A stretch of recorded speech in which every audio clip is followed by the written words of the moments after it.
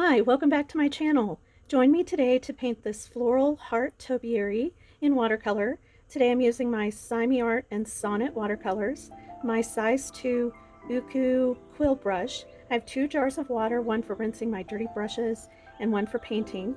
And finally I'm using my 8x10 watercolor paper from Dollar Tree. Let's get started. So I just want to start by making a quick outline of my flower pot. This is just a really light sketch and I'm just penciling it in, and I'm not even going to erase it away. I'm just going to leave it because there will be some background color and then the pigment of the pot will just take care of it. You won't even see the pencil marks. The key is drawing kind of lightly. And then I realized that I'm using a new brush for my background. This is just a large wash or flat brush, and so it still had the wax on the bristles. So it took me a bit to kind of soften those up in the water, but now I'm just laying down a layer of water on my paper and I'm tracing around the flower pot just kind of carefully. I'm trying not to be perfectly precise or anything like that, but I do want it to just generally be outside of this flower pot. I'd like to have a nice, decently crisp line there. And so I'm just getting that nice and wet everywhere. And then what I do is I usually have the center part where my topiary will be. I really do focus on getting that rather wet because I'm going to put some pigment in that I want it to bleed out and create some nice background for me. So I make sure that that area is really pretty saturated. And then the area right around the flower pot, I like to make sure that that really has a good amount. Not, it's not a puddle, but I do like for it to have a good amount of water so that when I start laying in pigment, I can really see the difference between the flower pot and the background. So I'm just brushing in this water and getting that all ready, prepping that.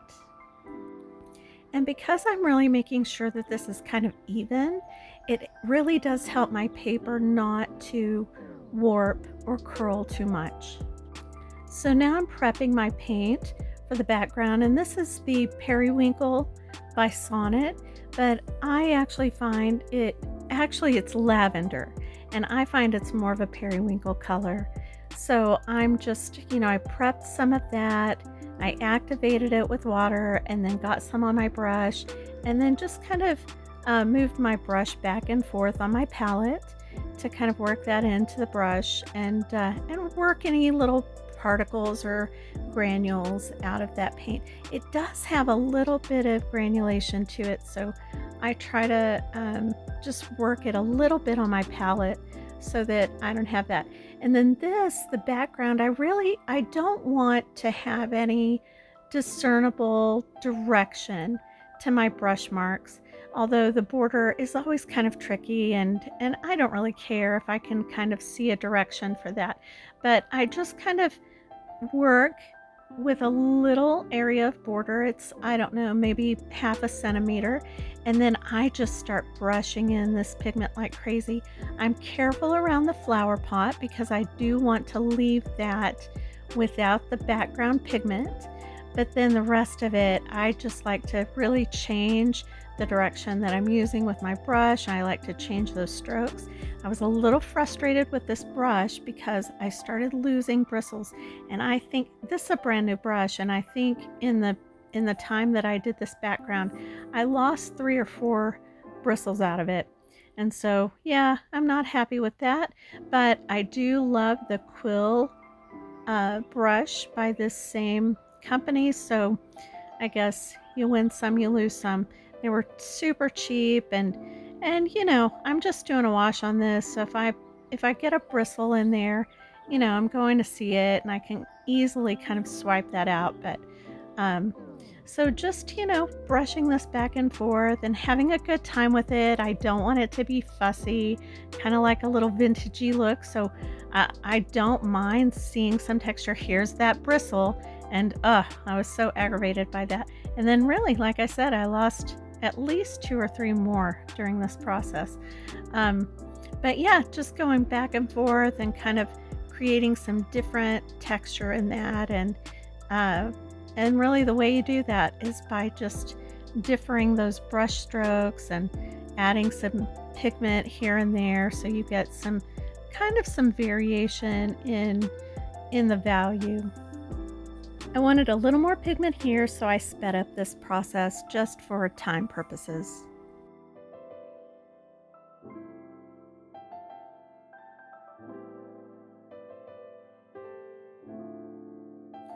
Now, while this background is still nice and wet, I want to take my size 2 quill, and you can use just a round brush. I like the quill because it holds a good amount of water and pigment, and I just kind of like the shapes that I can get from it.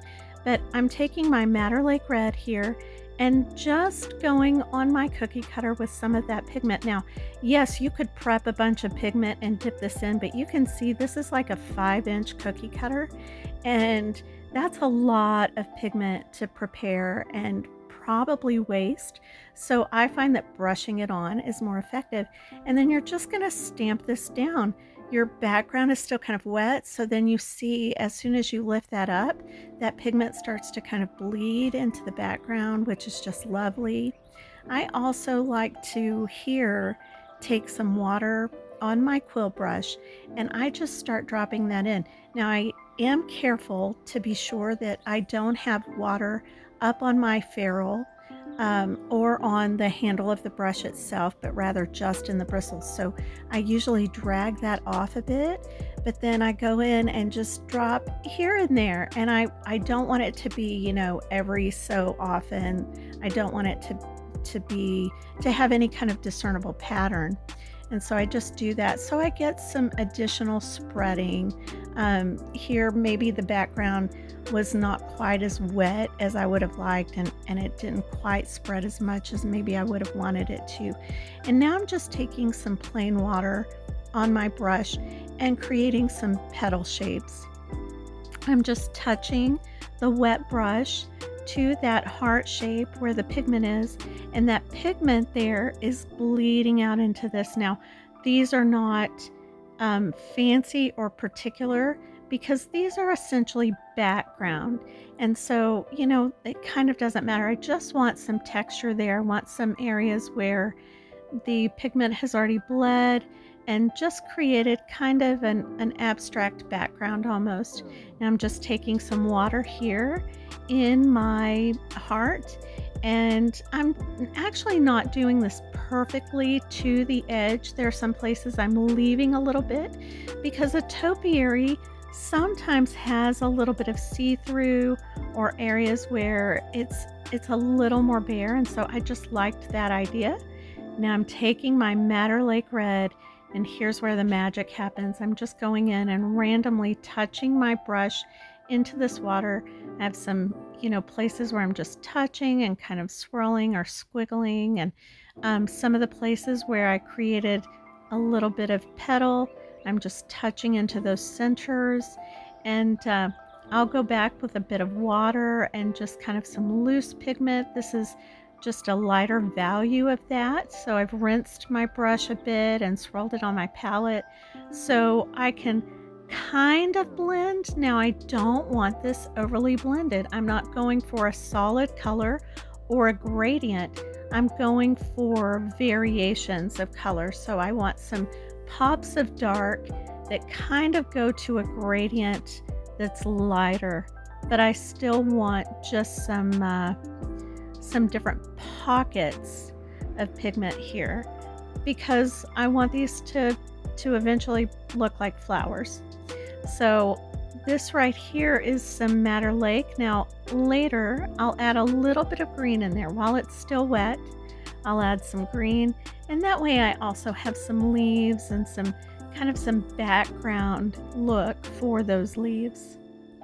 So I'm just speeding this up a bit for time's sake right here, but I also went in here with a bit of water where I had kind of large clusters of pigment. I wanted to break that up and push some of that pigment out. And a great way to do that is by adding some water. And you'll want to play with this because it's really a fun technique. And if you're new to watercolor, it's really delightful to watch it. But you just take some of the water and you want your pigment to be still somewhat wet, but not puddly. And add that water in, and you'll see the water will begin to push the pigment out. And now I did get some of that olive green ready to start putting into my topiary here. And all I really did was just start touching in. I didn't want any discernible shapes, and I wanted to make sure I wasn't evenly spacing these. I wanted some to be closer together. I wanted some things to have more distance. I wanted some to be bigger and generally just have differing shapes from each other because I don't want these to look patterned at all. It's still wet where I've created those petals. Well, petals have kind of the same shape as leaves, and so some of those areas are really a good place to maybe have a leaf. And just remembering that all of this is still really wet, and a lot of what I'm adding is really going to fade. It's not going to be very dark or dynamic. And I know right now this doesn't look like much at all, but it's so fun and it's going to turn out so great. It's just kind of press through this beginning early stages of it because it's going to be so fun. It's really going to be something that I feel I can frame. I could give it as a gift if I wanted. And you could make this a card. Make this a little 4x5, anything like that. Now I'm going in with a bit of water and just some places where I have some pigment, and I could make some real light petal shapes, kind of expanding from that heart. I'm just doing that here and there.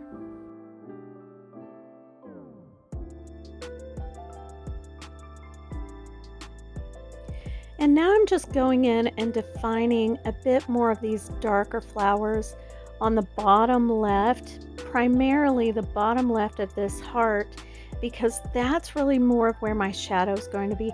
I'm kind of thinking of this as being somewhat dimensional and kind of being a raised heart that's almost rounded. And so this bottom left is where I'm thinking that, that's where the shadow would be.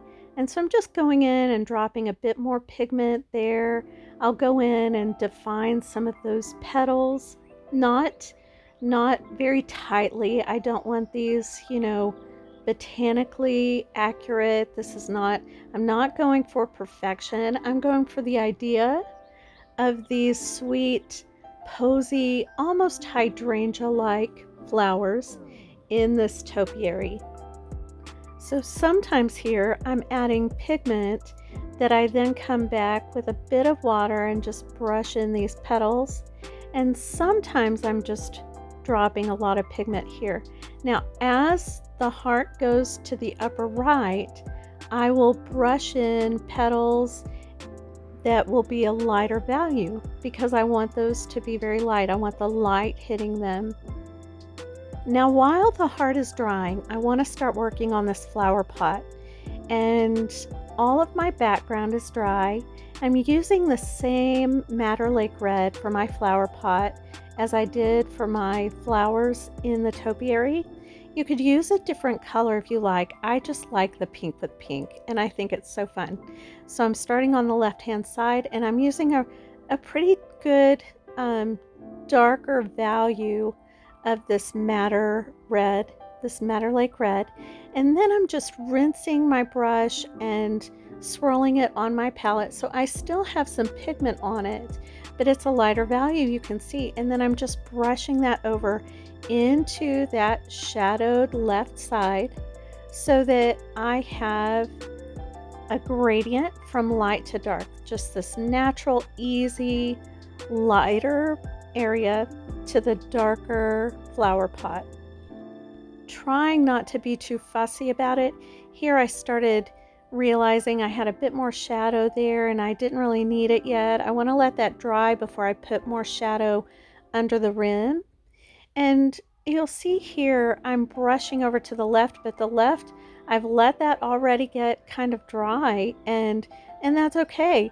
I will work that in, and I'll work some more pigment over there so I can kind of gradient that shadow, but it's not a big deal. I'm also real loose as I work to the right because I do want some highlights. I like the idea of clay that just has, one or two strong highlights, something where, you're just not seeing the pigment in it. But see how I'm just brushing in more pigment over on the left here, and then just blending it in. Rinse my brush, kind of work some of that pigment out, get a little water on it, and then blend that in. It's real easy. And it's definitely something that, if you're a beginner, if you're new at this, just play with that. The gradients are so fun. I love to make a flower pot and gradients. I think it's a really fun practice, and it's super easy. But see how I've got this little bit of shadow beneath the rim? I'm going to leave that, and then I'll see if I can emphasize it in a bit when it's a bit more dry. Just kind of evening up the bottom of this. It doesn't have to be too fussy, but I'm giving it a little bit of shadow at the bottom, and then just kind of making sure all my little P's and Q's are checked with this little flower pot here. And now I'm going to use my olive green again, and I want to work on these stems. How I like to make these stems for these little topiaries is kind of this twisted, braided kind of stem. 3 or 4, it doesn't really matter. It's not picky, and you can just kind of create it how you like. I like to make sure I have a couple of leaves coming out off of this, and if your pot is still kind of wet, or your heart, I noticed my heart at the bottom is still a bit wet there, so I didn't connect this quite to that because I don't want the green to bleed into the bottom of that heart quite yet. So I left that a little bit disconnected, and I'll just come back later. If I don't fill that with flowers and leaves from my topiary, then I'll make sure to connect that later when everything is dry. But just kind of making this little stem, it's so fun. I love these little things. They're just all, twisted and neat. And then once that's dry, come back with a little bit of water and just touch here and there on that so that some of that bleeds and you get a natural highlight and shadow. Adding in some pigment to be the centers of my little flowers that I'm going to add here. And so I'm just dropping in some wet little splotches of pigment. I'm trying not to have them evenly spaced. I don't want polka dots or anything like that.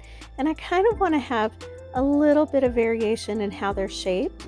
And then I'm just coming in with clean water on my brush and making 3 or 4 little brush marks into those pigment dots, much the same as what I did on the outside of the heart shape with the topiary when I first stamped that heart shape in there. But I'm just brushing in these little petal shapes. They are not fussy. They're so sweet, so easy, and so satisfying. Gosh, paint these. You will have a better day as soon as you start practicing these. But I love it because right here is where you can see the potential in this painting where, before it was a little bit, okay, well, what's this going to do and where is it going to go? Here's where you start to see this actually looks like something. And it looks like something that I could hang on the wall or gift to a friend. So then I'm just going to add these dots of pigment and then little brush strokes. Sometimes I pick up pigment as I have brushed a little water into those dots, and I will just brush that off as one little petal that's kind of sticking out behind another flower. Now I try to be careful not to just touch the flowers that I've already made because I do want to kind of retain those shapes, and they're kind of wet. Again, I'm just getting water on my brush and kind of dragging it off the side of my jar, but they are pretty wet, and so if I'm joining those petals together, they're just going to be an incomprehensible blob of water there. And so I'm leaving a little space so they can dry and I can come back in a bit. And then I've got my olive green again, and I'm just starting to make some leaf shapes on the outside of this topiary. One of the things that can be a challenge for me is not being matchy-matchy. So if I do something on one side, I try to go to a different part of the topiary to work. I like to have some balance in my tones so I don't end up with an area that has a really dark green value, for example, without something that corresponds. The exception for that is as I'm working this bottom left part of the topiary, I do want those values to be a little darker because that's in a shadow. And so that would be the exception, but otherwise I'm just kind of balancing. I'm working from, one side to another.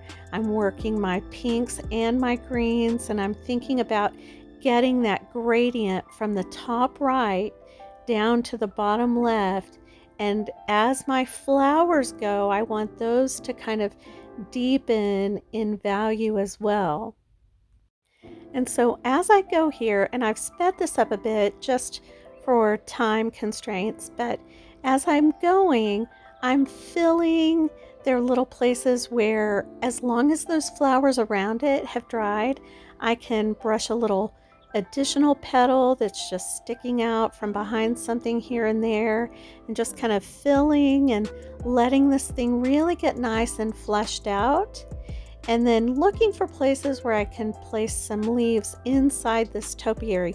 Now I want this dry before I'm adding these leaves because I do not want these pinks to get muddy. And pink and green together make a nice brown, but I don't want a brown topiary. So I'm just watching that as I go. And I want to add some variation to these leaves too. So, I have just some basic, very basic one stroke leaves, but I'm going to add some variety in a minute. And I did go here and add a bit more of a line, and I'm just kind of blending that little shadow that I had beneath that rim of the pot. And just for a little extra touch there, I think there would be a little shadow there. Nothing too fussy, but I think it looks quite nice. And just looking for places to put these leaves. And I want to add a multi-leaf little leaf here, I guess. Just a multi-leaf branch. And so I've just added this little curvy line with 4 or 5 little leaves off of it. I want to add another over at the right, but I don't want it to be, in the same place entirely. And so I'll bring that kind of up here on the right. I'm kind of trying to find my position with that. And then just a little stem, and then these little leaves. Kind of got this one coming out from behind there a little bit. And then, as I'm working this, I'm looking for places where I can have just a little bit of a green stem and whatnot kind of sticking out or weaving out from the topiary. And I'll add a little bit of a variety of just some other leaves too, maybe some larger, almost like rose leaves. I usually do those a little lighter, and they're just kind of like a sideways brush mark with my brush. So rather than dragging to a point, I just kind of brush that with the side of my brush a little bit and then let it go to a point. And just making sure I've got some different values of greens. I'm really using this same green, but the way I get away with that is by reducing the value. So I just add a little more water, and I end up with some green that's just a lighter value. So now I'm finishing off the back of this flower pot. I want to make sure that I get in between the topiary vines back there, the stems that are all woven together, but I'm not fussing about it. So I had like 2 spots where I just needed a little bit of pink there. and filled that in. And then I just came back with a little bit of a lighter wash of that and just filled it very simply.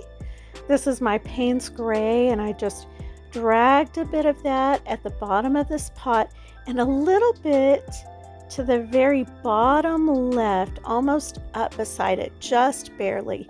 And then took a little bit of water and blended up into that so it'd be nice and just nice and a nice gradient there. I'm doing just a little bit more fill here and there. This bottom left, because I did use so much pigment, I feel like I don't have quite as much detail as far as the flowers, but I really think that that's okay. And on the whole, how it looks, I feel like is entirely pleasing, and certainly I have had a joyful time painting this today, so I hope that you have enjoyed it too, and I really hope that you've painted along with me. So I'm just looking for any little places that need any additional details that I just had a little bit of too much pigment, and so I just kind of dabbed at it, and but just going in and a few little petals, just keeping it nice and soft. I'm really honestly so excited by this for a couple of reasons. It was really my own idea from beginning to end. I don't recall having seen anything like it that inspired it. Last year I did a very popular tutorial with just an open topiary, so it was the heart shape, but it was just kind of the outside frame as if it were on a wire. And it was pretty popular, and I got to thinking this year about just different ways to use those cookie cutters, and how I could use that and have a background that just kind of bleeds from that, and all the things I could do. And so I think it was last night or yesterday, I had this idea pop in my head that I could do a full topiary, and it has really been so fun. I hope that you have painted this with me, or that you will. I hope you'll save it and let me know how it goes. I so appreciate you tuning in, and all the kind things that you have to say. Thank you so much. Thank you so much for supporting my channel and for encouraging me. And as always, happy painting.